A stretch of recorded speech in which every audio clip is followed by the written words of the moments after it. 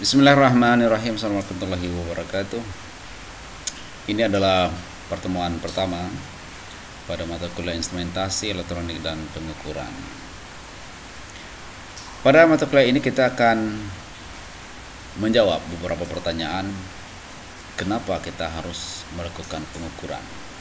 Ya, bagaimana kita melaporkan atau melakukan pengukuran? Dan apa-apa saja bentuk kesalahan-kesalahan dari pengukuran. Untuk memperoleh ilmu pengetahuan, manusia biasanya selalu melakukan pengamatan atau observasi. Ya, dari observasi tersebut lahirlah sebuah teori ataupun model dari yang diamatinya atau dari hasil observasi yang dilakukannya. Kemudian untuk menguji dari teori dan model, ya, dilakukan hipotesa atau dibuatlah sebuah hipotesa ataupun ramalan tentang teori atau model yang telah dibuatnya. Ya, untuk melakukan itu tentu dilakukan sebuah percobaan. Ya. Gambar satu ini kita melihat ini ada alur dari perkembangan ilmu pengetahuan, mulai dari pengamatan atau pengukuran yang dilakukan, kemudian terbentuklah sebuah teori atau model, kemudian dilakukan pengujian, ya, atau model tersebut dengan melakukan sebuah percobaan. Sekarang kita lihat observasi atau pengamatan itu dilakukan terhadap suatu besaran, seperti besaran fisika dapat diamati baik secara kualitatif maupun kuantitatif. Pengamatan secara kualitatif tidak dapat menentukan besar atau nilai suatu besaran. Contohnya misalnya stabil, redup, terang, sebagainya. Sementara pengamatan secara kuantitatif dapat ditentukan nilai dan besarannya. Contoh misalnya kita melakukan pengukuran sebuah tegangan listrik yang 1 volt, ya, mengukur kuat arus 2 mA ataupun mengukur besarnya hambatan listrik misalnya 500 ohm dan sebagainya. Jadi kalau kita lihat gambar 2 ini adalah contoh penentuan besaran baik secara kualitatif dan kuantitatif. Gambar paling kiri ini adalah jika sebuah lampu atau bola kita hubungkan dengan sumber tegangan, ya, maka bola ini akan hidup. Kita hanya bisa mengatakan bahwa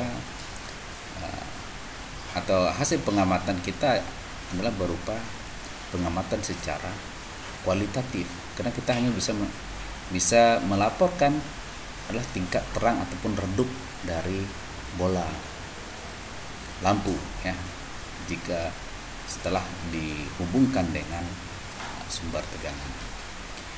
Yang gambar yang tengah ini adalah pengamatan secara kuantitatif. Jadi kita bisa menentukan seberapa besar besaran yang diukur. Misalnya kalau kita mengukur aliran arus listrik, ya, jadi untuk mengukur arus listrik, ya,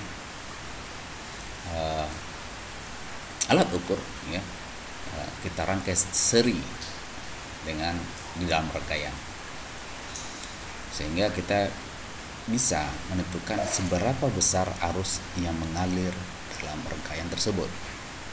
Kemudian yang gambar yang paling kanan, ya, adalah mengukur seberapa besar tegangan, ya, dari sebuah rangkaian listrik, ya.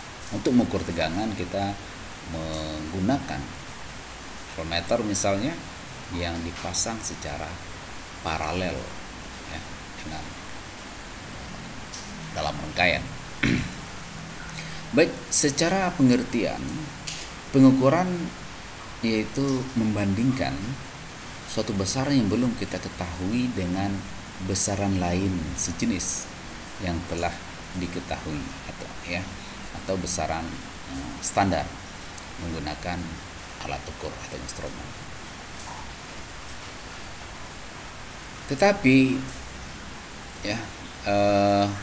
ada beberapa pengertian instrumen, baik itu dalam bidang fisika, bidang analis ataupun medis. Pengertian instrumen agak sedikit berbeda walaupun pada intinya adalah device ataupun alat yang digunakan untuk diagnosis atau pengukuran.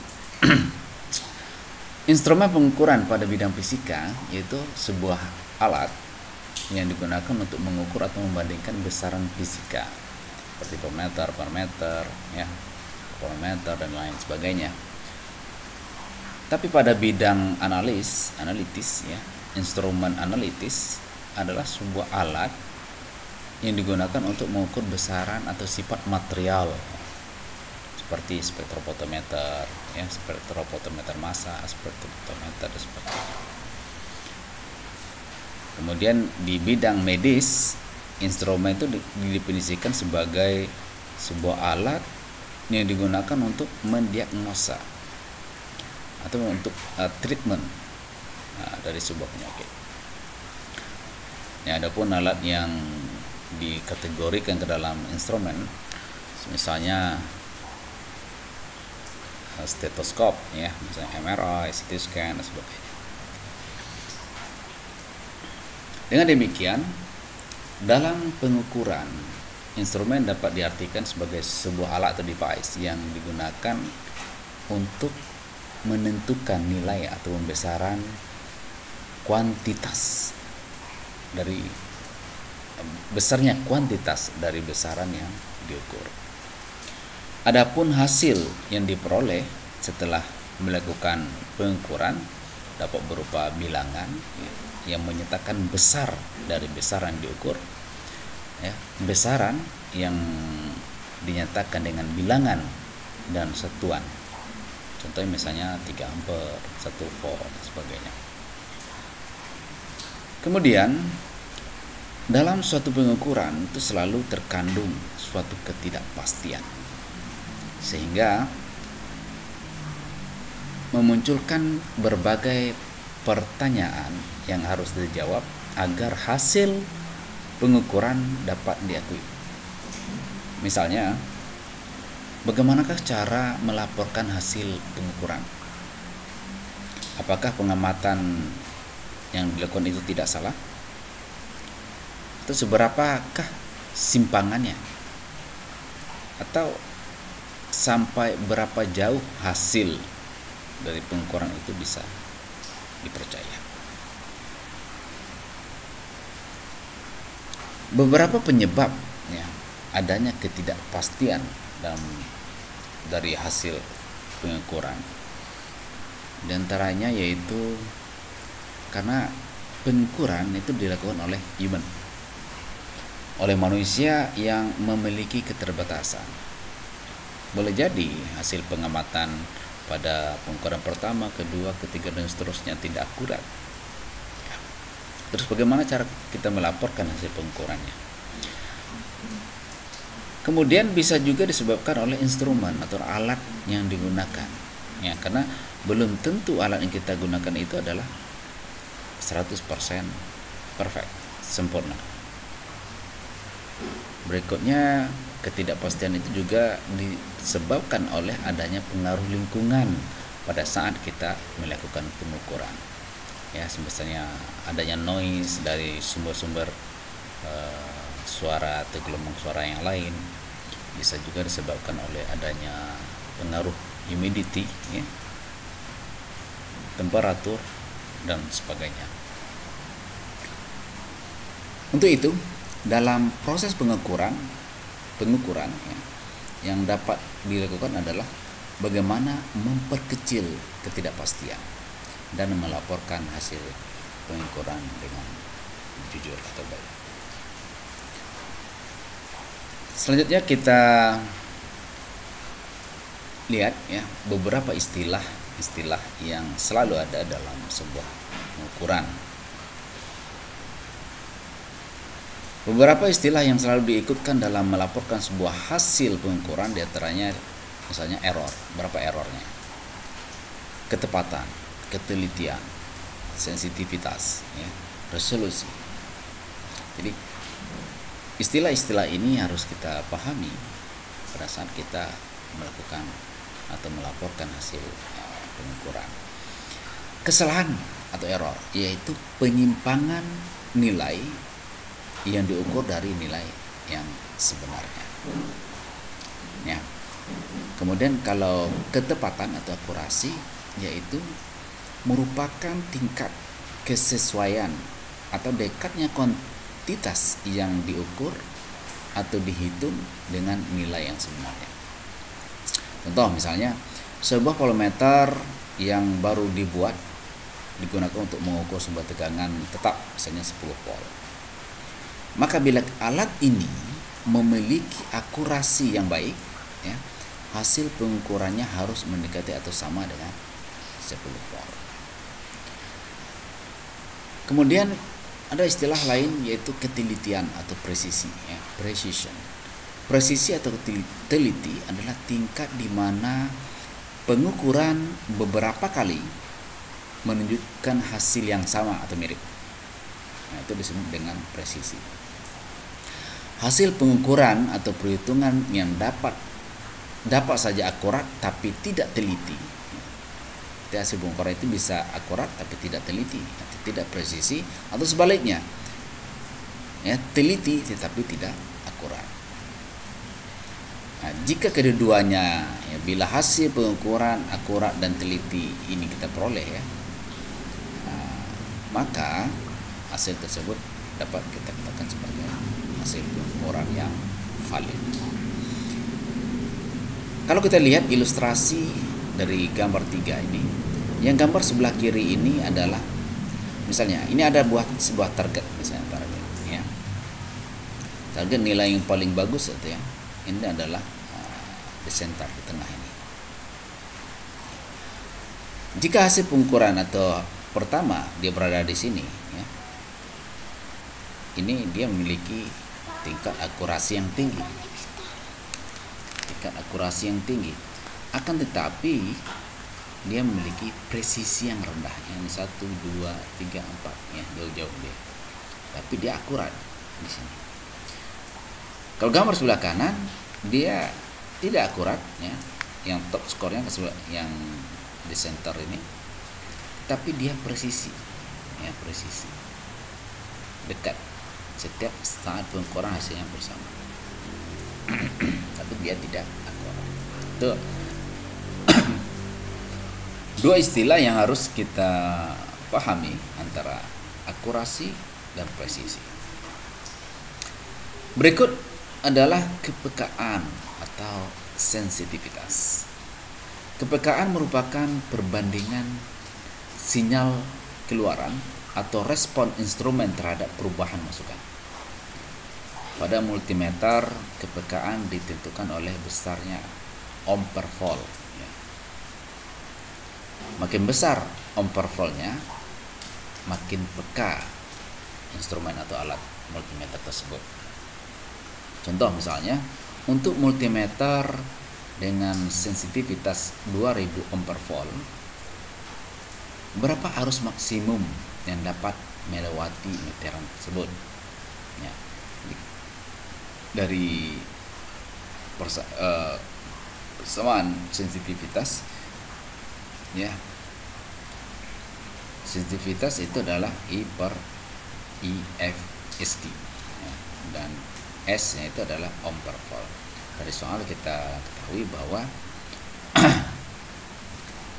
2000 ohm itu sama dengan 1 volt, sehingga IFD nya adalah 1 volt per 2000, itu sekitar 0,5 mA atau setengah miliampere.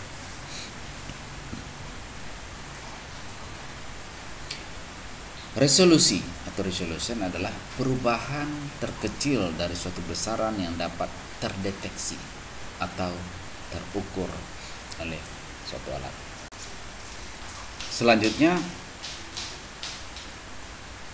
istilah penting lainnya adalah angka berarti.